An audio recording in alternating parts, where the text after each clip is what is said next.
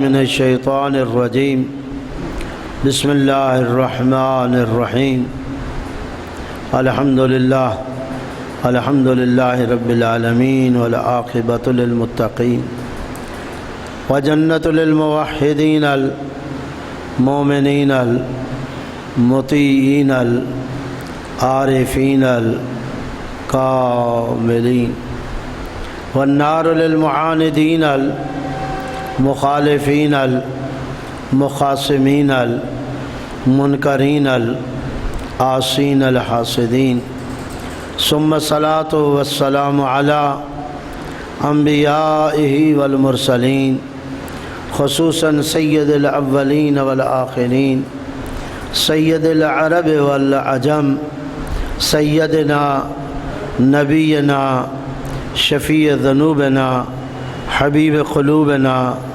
طبیب نفوسنا ابی القاسم محمد صلی علی محمد وعلی آل بیتہ الطیبین الطاہرین المعصومین المنتخبین المنتجبین من یومنا ھذا الی یوم الدین وبعد یوم الدین ولعنۃ الدائمۃ الابدیہ علی اعدائہم ملعونین اجمعین من اول یوم العداوۃ الی یوم الآخر وبعد یوم الآخر اما بعد فقد قال اللہ تعالی فی کتابہ المجید وفرقانہ الحمید وهو اصدق الصادقین قولہ الحق بسم اللہ الرحمن الرحیم افا حسبتم انما خلقناکم عبثا وانکم الینا لا ترجعون صلوات پڑھیے بحق محمد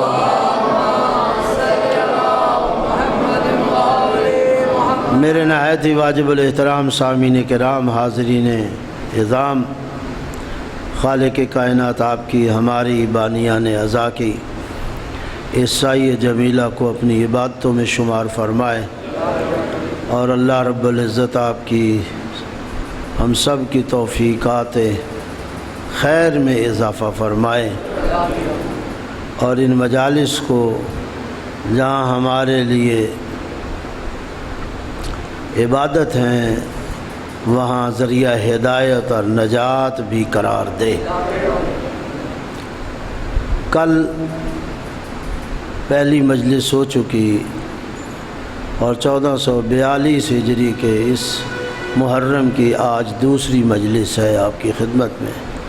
چونکہ حضرات کل بہت کم تشریف لائے تھے اس لیے ممکن ہے کچھ چیزیں تقریب ذہن کے لیے کل والی میں تکرار کروں تاکہ بات آگے بڑھ جائے۔ توجہ ہے میری طرف؟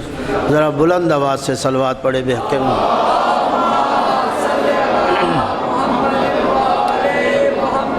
جو سورہ میں نے جو آیہ مجیدہ آپ کے سامنے تلاوت کی ہے سورہ مومنون کی آیت ہے، 115 نمبر آیت ہے، 23ویں سورہ ہے اور 18واں پارہ ہے۔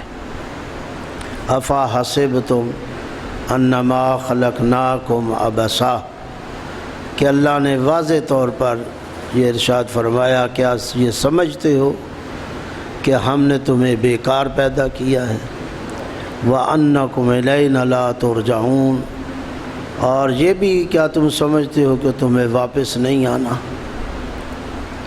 تو انشاءاللہ گفتگو بڑھتی رہے گی اور اس آیہ کے ذیل میں مطالب پیش ہوتے رہیں گے۔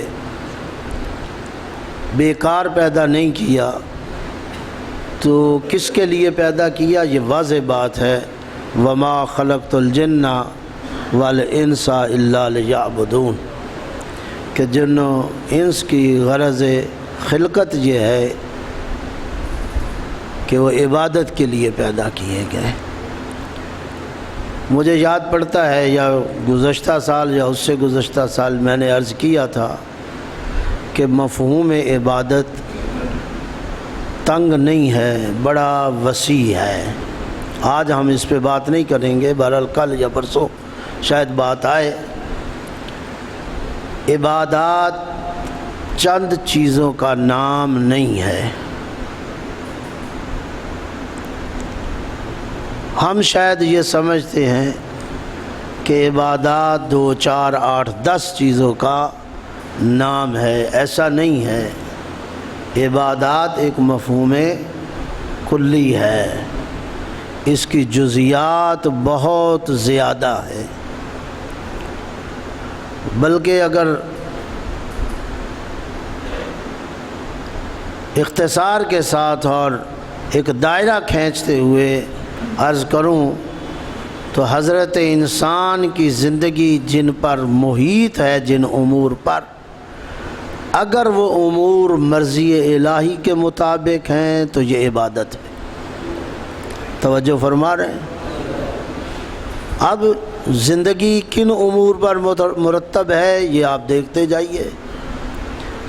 انہی عبادات میں سے ایک عبادت عزاداری ہے۔ میں کل کی گفتگو کو آگے بڑھانا چاہتا ہوں۔ انہی عبادات میں سے ایک عبادت کیا ہے؟ عزاداری مظلوم کربلا ہے۔ مسلسل میں یہ بات کہتا آتا ہوں اور کہتا رہتا ہوں تاکہ سمجھانے کے لیے، بتانے کے لیے، اور بتاتے رہیں گے کہ ہمارے نزدیک عزاداری رسم و رواج نہیں ہے۔ ہمیشہ شروع سے ہم سے تقاضے رسم و رواج کے حوالے سے کیے جاتے ہیں۔ یہ تقاضے ہم سے نہ کرو، اور یہ اعجاز تم نے دیکھ لیا۔ میں اس انداز سے کہہ سکتا ہوں، آپ محبت فرمائیں، عزاداری ایک ایسا سلسلہ ہے کہ دنیا کے اندر آپ مذاہب دیکھ لیں، مسالک دیکھ لیں، مکاتب دیکھ لیں، دائرہ تنگ کر لیں، دائرہ کھلا کر لیں، عزاداری جیسا پلیٹ فارم کسی مذہب کے پاس نہیں ہے۔ دنیا ترستی ہے کہ ہمارے پاس بھی کوئی ایسا پلیٹ فارم ہوتا، ہم بھی اس سے استفادہ کرتے، لیکن نہیں ہے۔ آپ کو اللہ نے عطا کیا ہے، آپ کے نصیب اللہ نے کیا ہے اس عزاداری کو، لیکن جتنا بڑا یہ پلیٹ فارم اور جتنی وسعت ہے اس میں اللہ نے ہمیں یہ دیا ہے، اتنا ہی کم استفادہ کرتے ہیں ہم اس سے، اگر ناراض نہ ہوں تو اتنا ہی کم استفادہ۔ دیکھیے ان حالات میں بھی دنیا اپنے پروگرام کو روک رہی ہے، اور ان حالات کا بھی بہانہ بنایا گیا تاکہ عزاداری رک جائے، لیکن بہانہ بنانے کے باوجود نہ رک سکی۔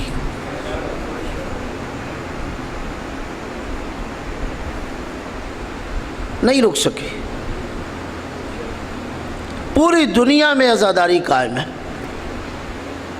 بہت سے لوگ ایسے بھی تھے جو فون کر کے لوگوں سے پوچھتے تھے عشرہ ہوگا؟ پتہ یہاں بھی پوچھتے ہوں گے، میں تو جانتا ہوں عشرہ ہوگا، مجالس ہوں گی، کئی جگہ بانیان بھی مشوش تھے کہ معلوم نہیں کیسے حالات ہوں گے، ہوگا یا نہیں ہوگا۔ 19 ماہ رمضان اور 21 ماہ رمضان کے جب ایام قریب آ رہے تھے، اب تو وہ شدت نہیں ہے، وہ عدت نہیں ہے، ماہ رمضان میں پیک پہ تھا یہ مسئلہ، لیکن دیکھ لیں مجالس بھی ہوئی، ماتمداری بھی ہوئی، عزاداری بھی ہوئی، اگرچہ ایک پروپیگنڈا کیا گیا اور یہ اتہام تشیع پہ لگایا گیا کہ یہ بیماری ہمارے ملک میں اگر وارد ہوئی ہے تو شیعہ حضرات سے، زائرین سے وارد ہوئی ہے۔ یہی کیا گیا یا نہیں کیا گیا؟ آپ کے علم میں ہے نا یقیناً۔ بڑا پروپیگنڈا کیا گیا، لیکن خالق نے خود ایسے اسباب فراہم کر دیے کہ دنیا کو منہ کی کھانے پڑی۔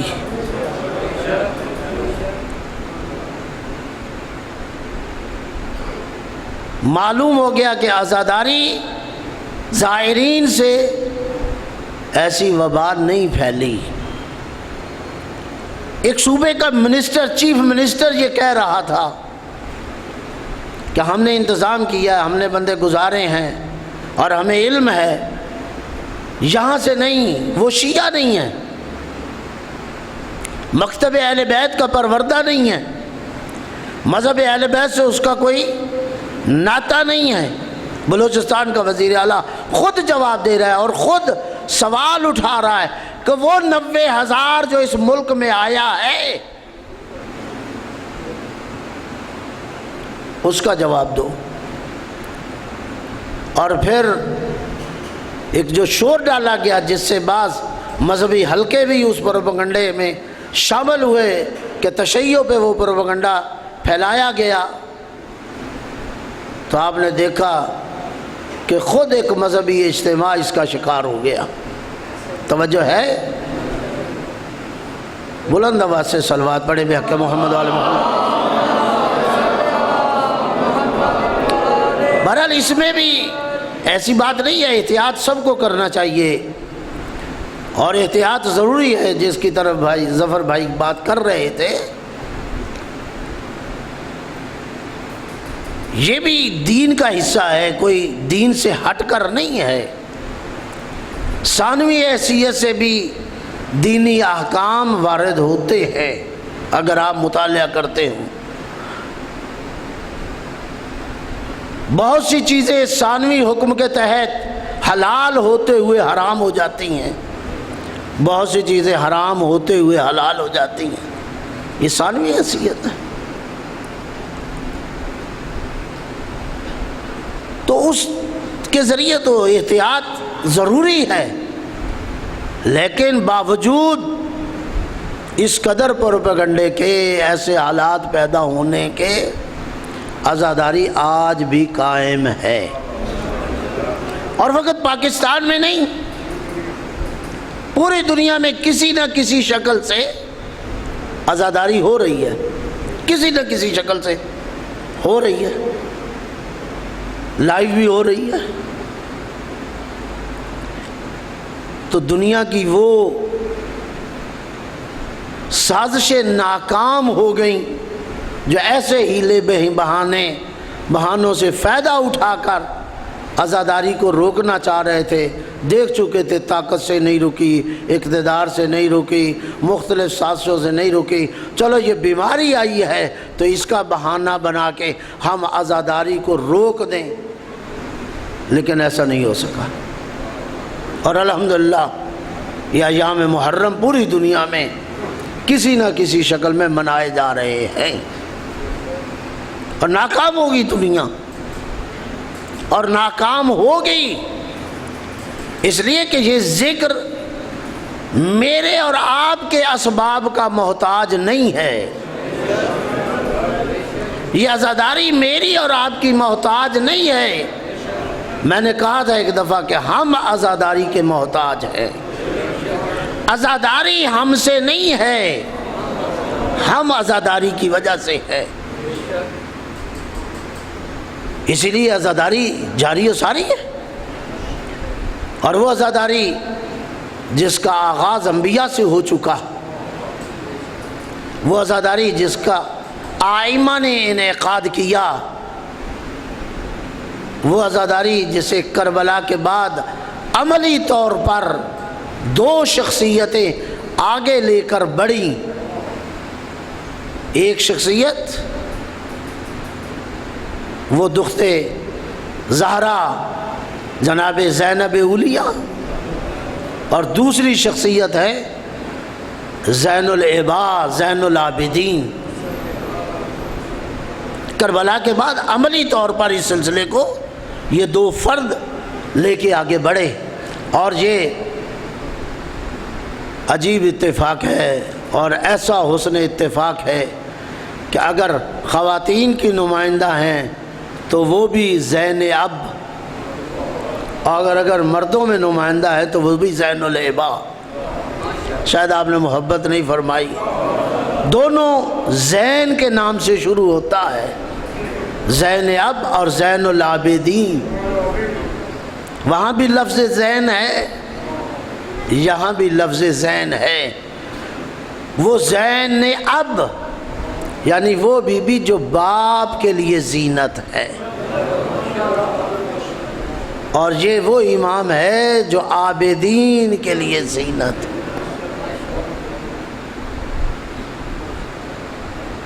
جو عابدین کے لیے زینت وہ بھی عزادار، جو باپ کے لیے زینت وہ بھی عزادار، اور اتنی بڑی عزادار کہ جن کا لقب ہی ٹھہر گیا شریکۃ الحسین۔ توجہ ہے میری طرف؟ کیسے ختم کر سکتی ہے دنیا اس عزاداری کو؟ لوگ سمجھ رہے تھے کہ قتل حسین سے، امام حسین کو شہید کر لینے کے بعد یہ سلسلہ ختم ہو گیا، لیکن بی بی نے جو اپنے بھائی سے وعدہ کیا تھا کہ بھیا ایک میدان تیرا ہے اور ایک میدان میرا ہے، لیکن یاد رکھ جو میدان تیرا ہے نا اس میدان میں بھی میں تیرے ساتھ شریک ہوں، جو میدان میرا ہے وہ تو میں اکیلی سر کروں گی، لیکن جو تیرا میدان ہے اس میں بھی میں شریک ہوں۔ کل میں نے عرض کیا تھا اور اس انداز سے شریک ہوں کہ اگر تو بھائی دے گا تو میں بھی بھائی قربان کروں گی، تو بیٹے دے گا تو میں بھی بیٹے دوں گی، تو بھتیجے قربان کرے گا تو میں بھی قربان کروں گی۔ اور ایک بات اظہر حسن زیدی صاحب کے حوالے سے میں عرض کر رہا ہوں، اللہ انہیں کروڑ کروڑ جنت دے، کہ انہوں نے یہ بات کہی کہ بہن بھائی سے کہہ رہی تھی تیری نسل تو کربلا کے بعد بھی موجود رہے گی، لیکن بھائی میرے بیٹوں کے قربانوں کے بعد میری نسل باقی نہیں رہے گی۔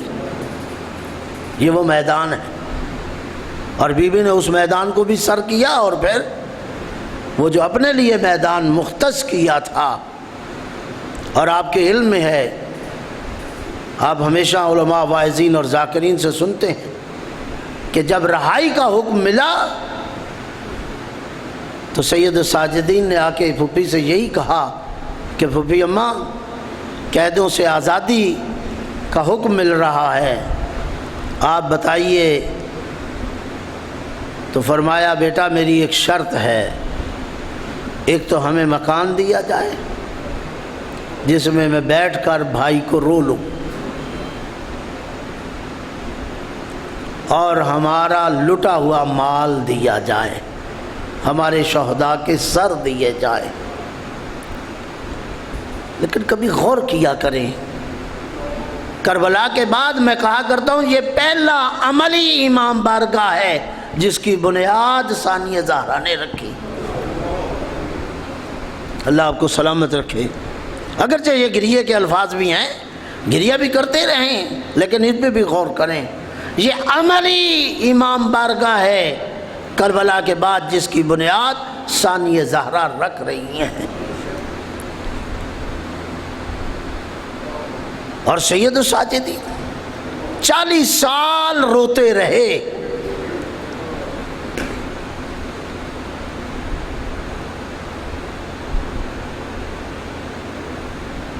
کسی نے آغا حکیم سے یہ اعتراض کیا، ذرا غور کیجئے گا، آیت اللہ العظمیٰ سید محسن الحکیم کا یہ بڑا سنا ہے کہ سید الساجدین خون روتے تھے، بھلا ایسا ممکن تھا؟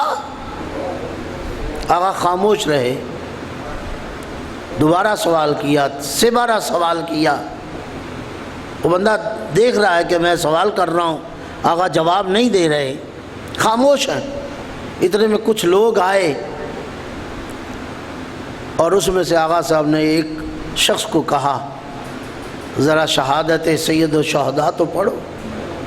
ایران عراق میں مراجع کے گھروں میں مجالس ہوتی ہیں، روضہ خان آ کے پڑھتے ہیں، جو لوگ الزام لگاتے ہیں نا علماء پر وہ جائیں دیکھیں مراجع کے گھر عزاداری قائم ہوتی ہے اور مسلسل چلتی رہتی ہے سارا سال بھی، خصوصاً شہادتوں کے ایام میں۔ جب اس روضہ خان نے مجلس پڑھی نا تو آغا صاحب نے اپنا رومال نکال کے مصائب کے وقت آنکھوں کے سامنے رکھ لیا، گریہ شروع کیا۔ جب اس نے مجلس ختم کی، وہ شخص کہتا کہ میں دیکھ رہا تھا کہ جب آغا نے رومال اٹھایا تو خون سے بھرا ہوا تھا۔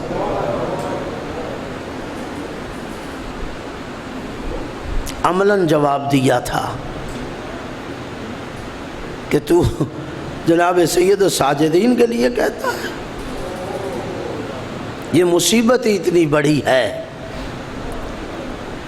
منہال کوفی کے بارے میں ہے، منہال کے بارے میں، کہ جب امام کی خدمت میں آتا ہے تو کہتا ہے مولا کب تک روئیں گے، کب تک آپ گریہ کریں گے؟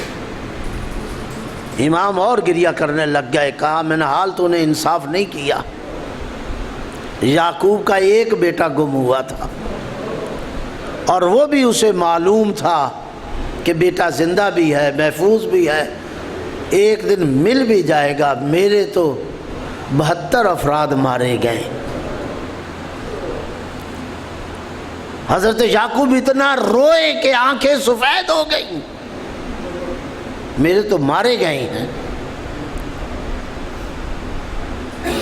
اس قدر گریہ کیا سید الساجدین نے، اور ہمارے لیے سنت ٹھہرا دی۔ امام جعفر صادق علیہ السلام کے لیے میں آج ہی ایک کتاب میں روایت پڑھ رہا تھا، آغا میلانی کی کتاب ہے، میری گاڑی میں بھی پڑھی ہے، عاشورہ کے مخفی اثرات۔ میں اس میں پڑھ رہا تھا ایک روایت کہ حضرت امام جعفر صادق علیہ السلام جہاں جد کی مجالس ہوا کرتی تھی مدینہ میں، خاص طور پہ خواتین کی جب مجالس ہوتی تھی، اپنی والدہ کو، اپنی بیوی کو اور اپنی بیٹی کو بھیجا کرتے تھے اہتمام کے ساتھ مجالس میں۔ شاید آپ نے غور نہیں کیا۔ اور اس کے راوی خود 7ویں امام موسیٰ کاظم علیہ السلام کہ میرے بابا اپنی والدہ کو، میری والدہ کو اور بہن کو بھیجا کرتے تھے جہاں مجالس امام بپا ہوتی تھی خواتین میں، اس اہتمام کے ساتھ۔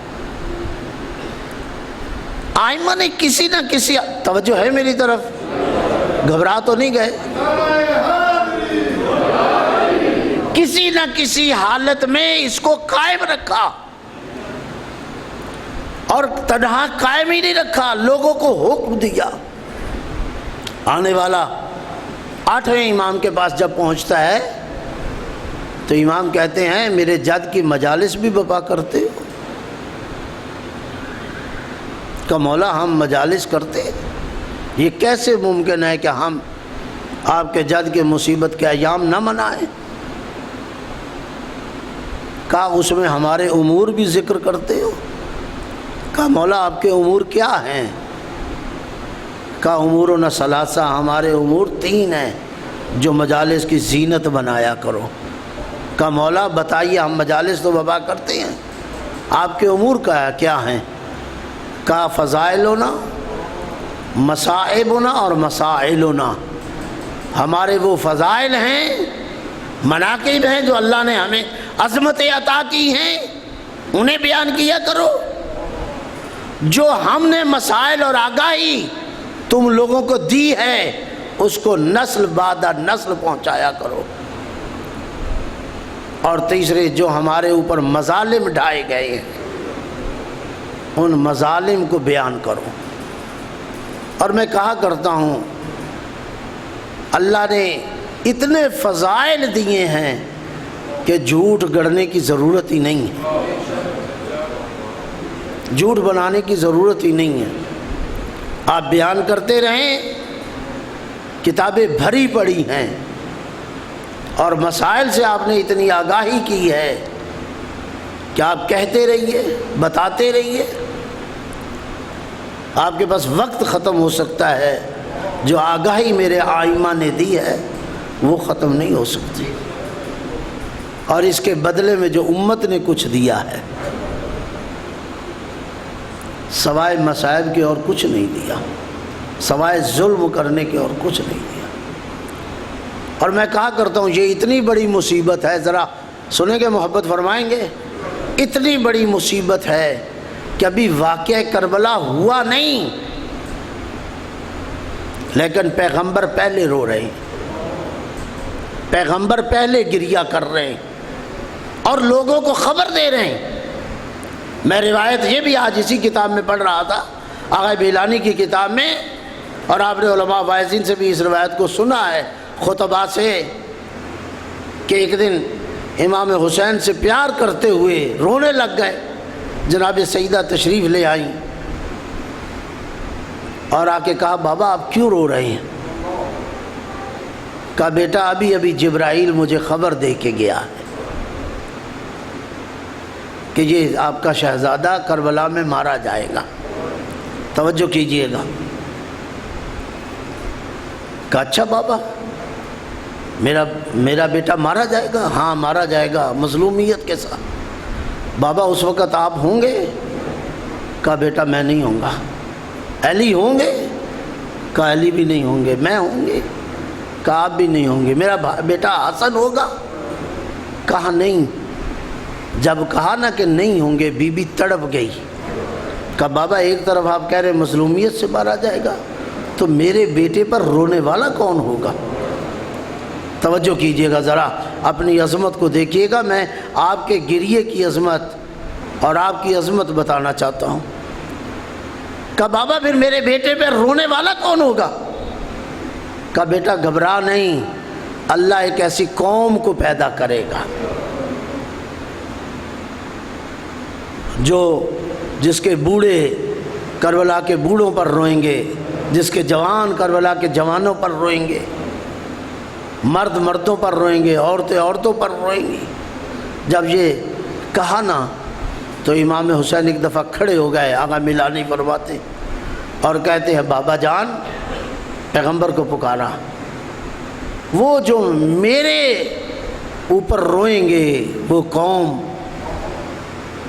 میں آپ سے کچھ مانگنا چاہتا ہوں، میرے اوپر رونے والوں کے لیے آپ کچھ ان کے لیے اجر دیں گے؟ سنیے گا یہ روایت اور اپنے گریے کی عظمت کو پہچانیے، اپنے مقام کو پہچانیے۔ جب یہ سید الشہداء نے کہا نا کہ میں آپ سے کچھ چاہتا ہوں ان کے لیے جو میرے اوپر روئیں گے، تو پیغمبر نے کہا ہاں حسین، میں شفیع محشر ہوں، میں تجھ سے وعدہ کرتا ہوں جو تیرے اوپر روئے گا نا، میں محشر کے دن اس کی شفاعت کروں گا۔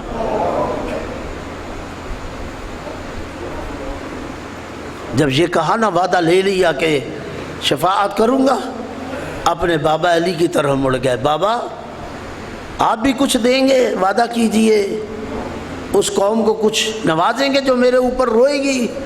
کہا بیٹا میں ساقی کوثر ہوں، میں جام کوثر کا بھر بھر کے ان لوگوں کو پلاؤں گا جو تیرے اوپر روئیں گے۔ توجہ ہے؟ اور جب یہ سنا تو پھر اپنے بھائی حسن کی طرف مخاطب ہو گئے، بھیا حسن آپ کیا دیں گے؟ کہا حسین بھائی میں جوانان جنت کا سردار ہوں، میں ان کو جنت عطا کروں گا۔ جب یہاں سے بھی کچھ مل گیا اور پھر اپنی ماں کی طرف متوجہ ہوئے، اور اب یہ جملہ سن لیجئے گا کہ مادر گرامی، میرے بابا نے، میرے نانا نے یہ دیا، میرے بابا نے یہ دیا، میرے بھائی حسن نے یہ عطا کیا، آپ بھی بتائیں آپ کیا عطا کریں گی جو میری مظلومیت پر میرے اوپر روئیں گے؟ سنیں گے یہ جملہ؟ جناب سیدہ کہتی ہیں بیٹا حسین، میں تجھ سے وعدہ کرتی ہوں میں جنت کے دروازے پہ بیٹھ جاؤں گی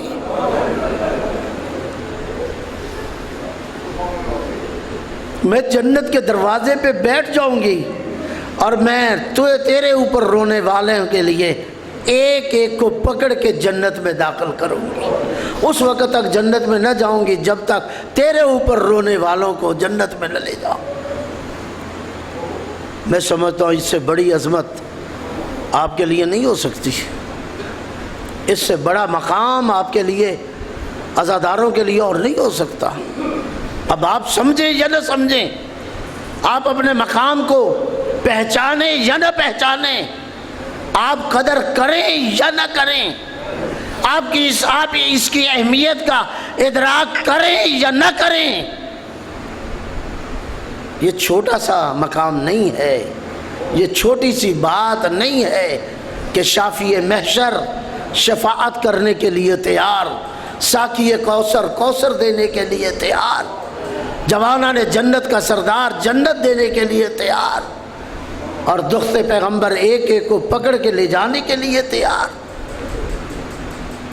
تو پھر مجھے جملہ کہنے کا حق ہے نا کہ اتنا کچھ ہونے کے باوجود کوئی شفاعت نہ پا سکا، کوئی جنت نہ جا سکا، کوئی کوثر کا جام نہ پی سکا، اور کسی کا ہاتھ بی بی نے نہ پکڑا،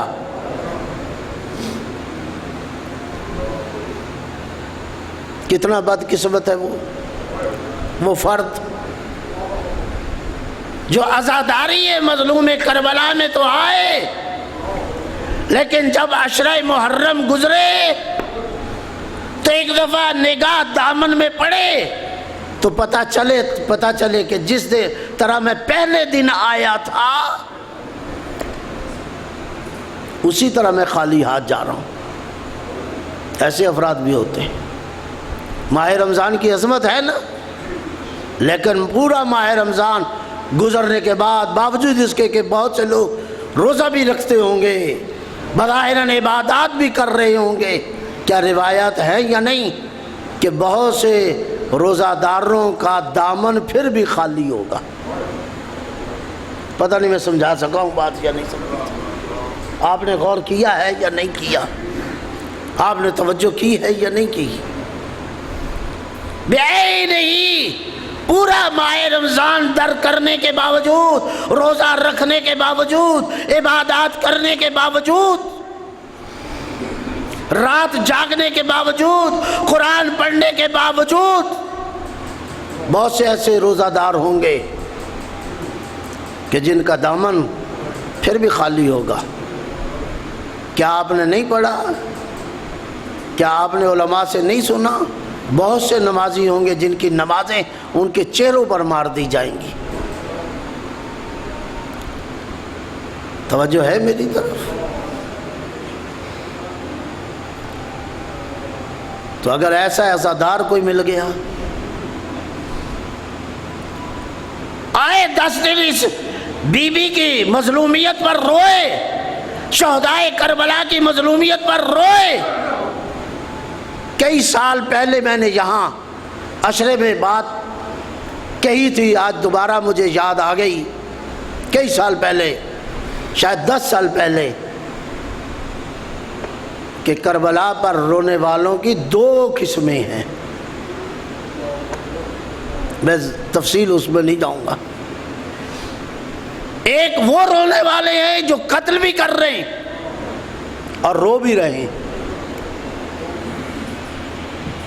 کربلا میں موجود ہے، کوئی کربلا سے دور نہیں ہے، کربلا میں موجود ہے، گردن بھی کاٹ رہا ہے اور رو بھی رہا ہے، انگلی بھی کاٹ رہا ہے اور رو بھی رہا ہے، پتھر بھی مار رہے ہیں اور رو بھی رہے ہیں۔ اور ایک قسم وہ ہے جو ظلم سہ بھی رہے ہیں اور رو بھی رہے ہیں۔ اب یہ آپ کے اختیار میں ہے کہ آپ نے کس قسم کا رونے والا بننا ہے، اور یہ تو طے ہے نا کہ کون عزادار ہے اور کون عزادار نہیں۔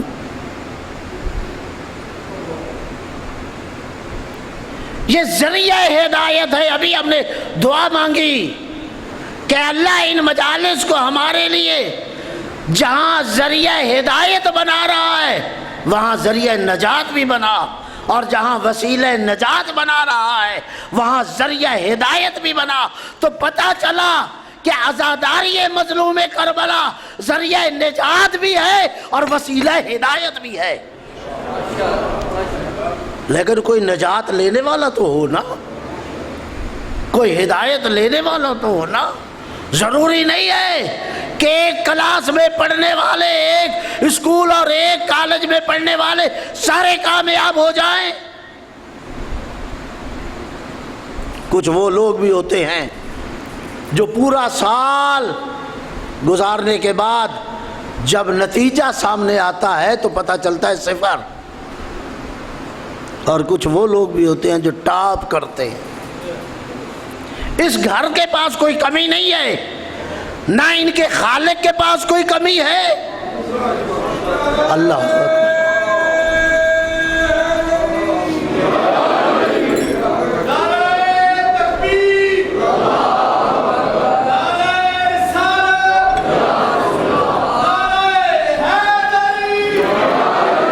اللہ آپ کو سلامت رکھے۔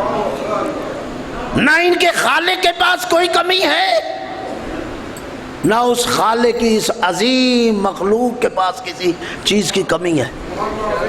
مجھے ایک بات بتائیے، میں نے، اللہ آپ کو سلامت رکھے، میں نے ایک روایت پڑھی اور یقیناً آپ نے مجھ سے بھی ایک دفعہ سنی ہوگی اور علماء واعظین سے سنی ہوگی، آپ نے بھی کئی دفعہ کتابوں میں پڑھی ہوگی۔ روایت ہے، مجھے محبت ہو رہا ہے، ڈاکٹر صاحب ذرا غور کیجئے گا، شاہ صاحب بھائی ذرا غور کیجئے گا، سارے دوست آپ۔ روایت ہے کہ اگر آپ چاہتے ہو کہ آپ کی دعا رد نہ ہو، اللہ آپ کو سلامت رکھے، اگر آپ چاہتے ہیں کہ آپ کی دعا رد نہ ہو تو اس دعا کے شروع میں بھی درود پڑھ لیجئے،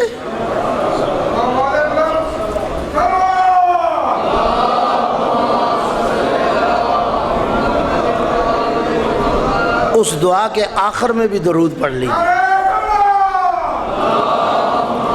اللہم صلی علی محمد وعلی محمد۔ انشاءاللہ یہ درود آپ کی دعاؤں کی مقبولیت کا حصہ ہوگی۔ یہ روایت میں آپ کے سامنے پیش کر رہا ہوں، لیکن جو نتیجہ دینا چاہتا ہوں ذرا محبت فرمائیے گا کہ اگر چاہتے ہو کہ تمہاری دعا رد نہ ہو، اس دعا کے اول و آخر میں درود پڑھیے، اللہ آپ کی دعا کو رد نہیں کرے گا۔ مجھے بتائیے جن پر درود پڑھنے سے دعا رد نہیں ہوتی وہ خود ذوات کتنی مقدس ہے۔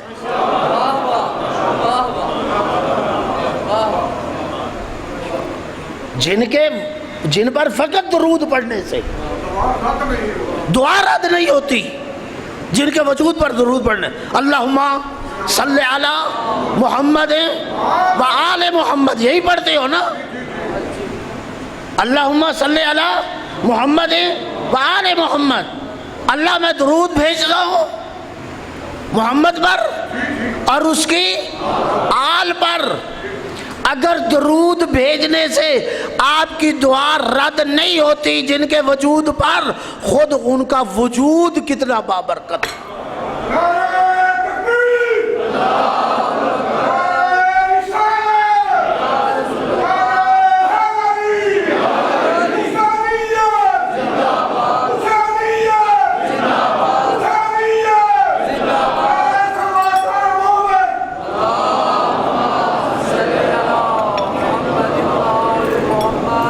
محبت فرمائیے گا، ٹائم بالکل مختصر رہ گیا ہے، سوچنے کی بات ہے نا، سمجھنے کی ضرورت ہے۔ جب یہ طے ہے کہ آپ کی دعا اللہ رد نہیں کرتا جس کے اول و آخر میں درود پڑھا جائے، تو پھر بھی دعا قبول نہ ہو،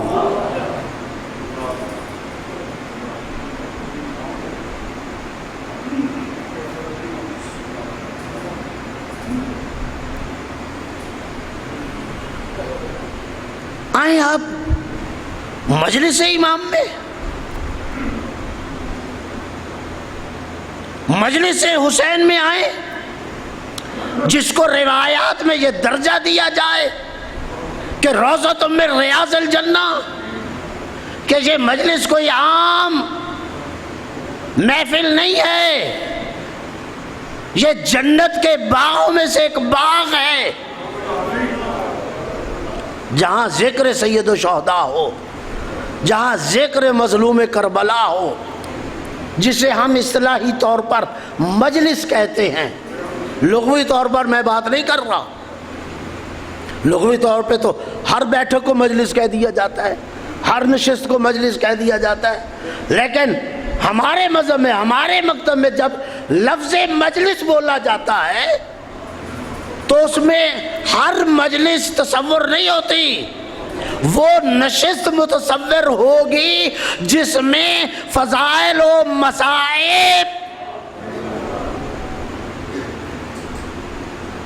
مصائب کربلا بیان کیے جائیں، اسی کو مجلس کہتے ہیں نا۔ اور اسی مجلس کے لیے یہ روایت ہے جو میں آپ کی خدمت میں عرض کر رہا ہوں، روضۃ من ریاض الجنہ، کہ یہ مجلس حسین جنت کے باغوں میں سے ایک باغ ہے۔ اور پھر مجھے بتائیے، جو جنت میں بیٹھ کر جنت سے نکل جائے،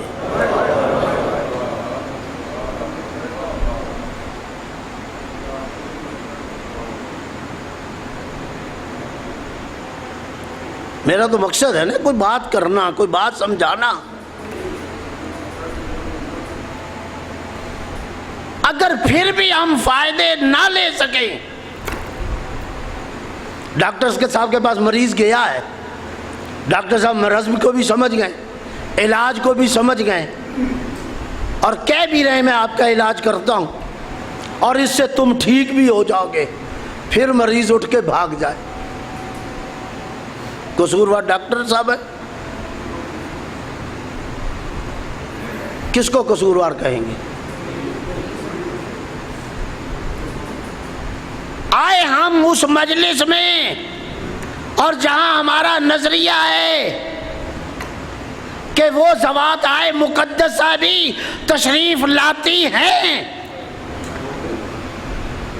پتہ نہیں میں بات سمجھا سکا ہوں یا نہیں، جہاں ہمارا عقیدہ بھی ہے، اور پھر ہم نکل جائیں اور علاج کیے بغیر، ٹھیک ہوئے بغیر، یہ تو ہمارے لیے اہتمام اللہ نے کیا ہے نا، یہ تو انتظام کیا ہے۔ ملائکہ آسمانوں سے ان مجالس کے لیے اترتے ہیں، میں نے روایات پڑھی ہیں اور ذمہ داری کے ساتھ کہہ رہا ہوں، بلکہ جب یہ ملائکہ اتر رہے ہوتے ہیں، اچھا بات سن لیجئے، جو بھی فرشتہ ہے نا، جو بھی ملک ہے، وہ ہمیشہ تقدیس الہی میں مشغول و مصروف ہوتا ہے۔ لہذا ذرا غور کیجئے گا، اللہ کی تسبیح میں، اللہ کی تقدیس میں مصروف اور مشغول ہوتا ہے، اس کی جو ڈیوٹی ہے وہ عبادت گنی جاتی ہے، اور وہ عبادت سے باہر نہیں ہوتا۔ نہیں پتہ نہیں میں بات سمجھا سکوں، ذرا محبت فرمائیے گا، وہ ہمیشہ عبادت میں ہوتا ہے، اور یہ کتنی عظیم عبادت ہے کہ اللہ اس عبادت سے چھڑا کر، نہیں پتہ نہیں کہاں بیٹھے ہیں آپ، اللہ آپ کو سلام، کہ جب وہ ہمیشہ عبادت میں ہوتے ہیں، اللہ کہتا ہے جاؤ جہاں میرے حسین کا ذکر ہو رہا ہے، تو اس کا مطلب ہے عبادت سے چھڑا کر اس عبادت کی طرف بھیج رہا ہے، تو یہ کتنی عظیم عبادت ہوگی۔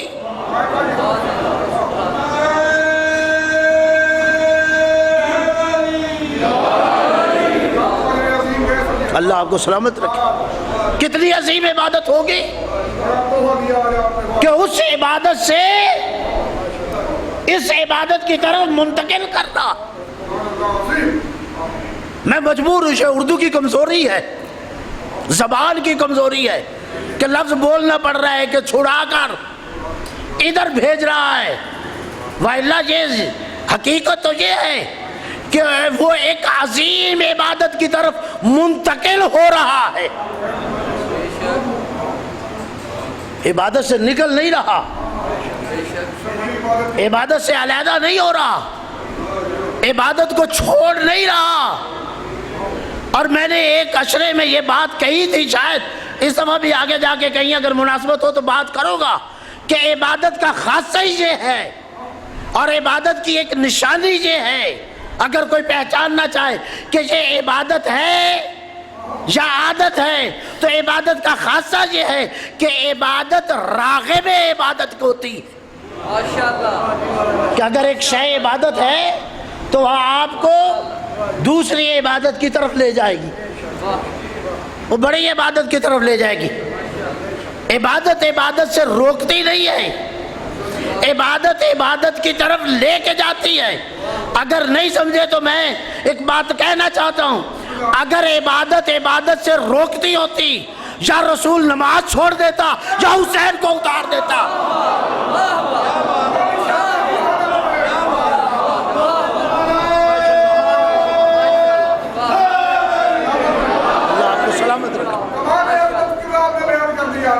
توجہ ہے یا نہیں؟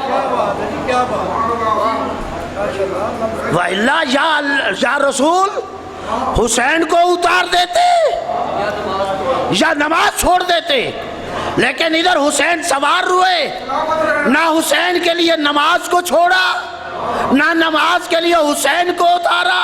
حسین تو بھی رہے، نہیں غور فرمایا، توجہ ہے یا نہیں غور فرما رہے؟ حسین تو بھی رہے، نماز تو بھی رہے۔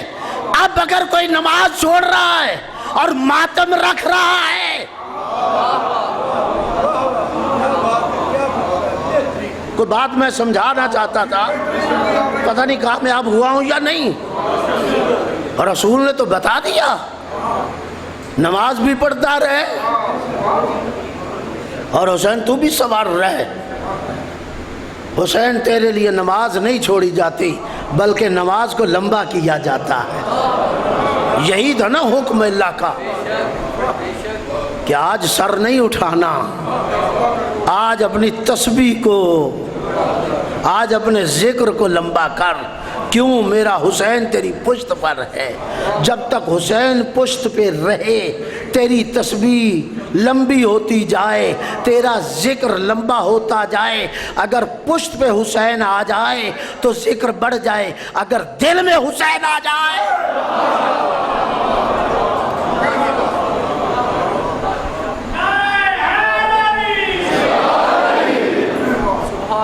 ٹائم بالکل ختم ہو گیا، 2-3 منٹ رہ گئے۔ اگر دل میں حسین آ جائے تو پھر یہی وجہ تھی کہ زندان میں بھی، ہاں شاہ صاحب نے جملہ کہہ دیا، قید ہو کر بھی نماز کو چھوڑا نہیں، بلکہ آخری رخصت سید الشہداء نے دروازے خیمے پہ آ کے کہا، یا اختی زینب، او میری بہن زینب، میں آخری رخصت کے لیے آیا ہوں، ذرا میری بات تو سنیے۔ سب کو رخصت ہو گئے، کہا زینب ذرا میری بات سنیے۔ اب ٹائم بالکل 2 منٹ رہ گئے، میں مصائب کو زیادہ لمبا نہیں کر سکتا، 2 جملے کہنا چاہتا ہوں۔ اے زینب، اے بہن، جب رخصت ہو گئے نا، ہر بیوی سے رخصت ہوئے، میں نے تو پڑھ لیا نا، یہ تو حسین سے پوچھ کہ کس بیوی سے کیسے رخصت ہو رہے ہیں۔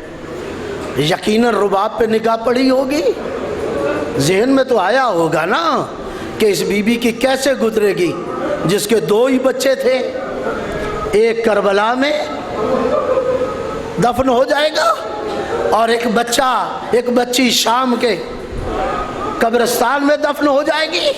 اس زینب کے، اس رباب کی کیسے گزرے گی؟ اگر لیلا پہ نگاہ پڑی ہوگی تو یقیناً ذہن میں آیا ہوگا نا، لیلا تیرا جوان اکبر کیسے تو برداشت کرے گی؟ اگر فروا پر نگاہ پڑی ہوگی یقیناً قاسم کی شہادت آئی ہوگی نا. فروا تیری کیسے گزرے گی؟ ایک ایک بی بی کا خیال.